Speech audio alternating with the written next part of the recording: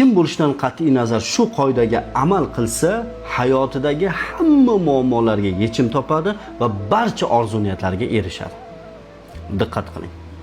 Qarzdormisiz yoki bemorsiz yoki farzandingiz bemor, oqqonmi, saratonmi, boshqa kasalmi farqi yo'q. Davolata olmayapsiz. Pulingiz yo'q yoki ota-onangiz bemor, ularni davolata olmayapsiz.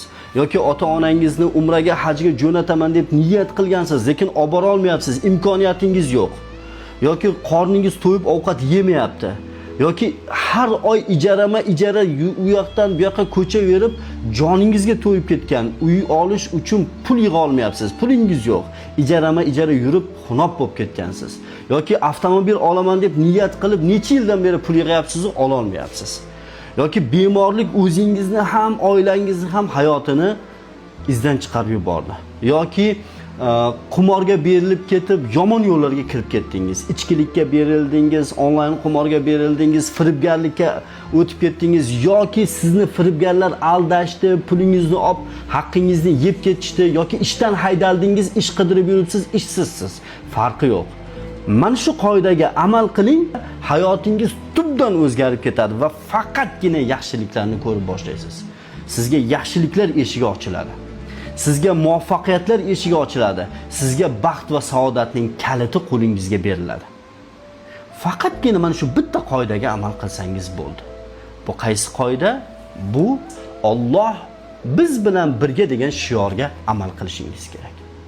Bor g'amingizni, tashvishingizni Robbimizga topshirishingiz kerak. Yaratgan egamga topshiring va tabassum qiling.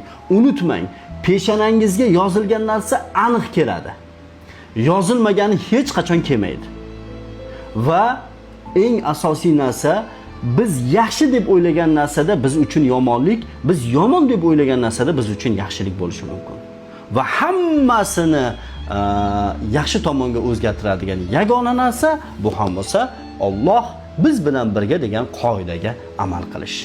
U qoidaga amal qilish uchun nima qilish kerak desa, chin dildan amal qilish uchun ma'lum bir bilimlarni egallash kerak va bu bilimlar Fozil Muhammad Odil tomonidan Alloh biz bilan birga degan kitobga jamlangan.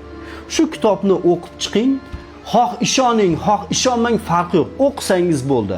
Hayotingizni tubdan yaxshi tomonga o'zgarganiga o'zingiz guvoh bo'lasiz. Alloh biz bilan birga.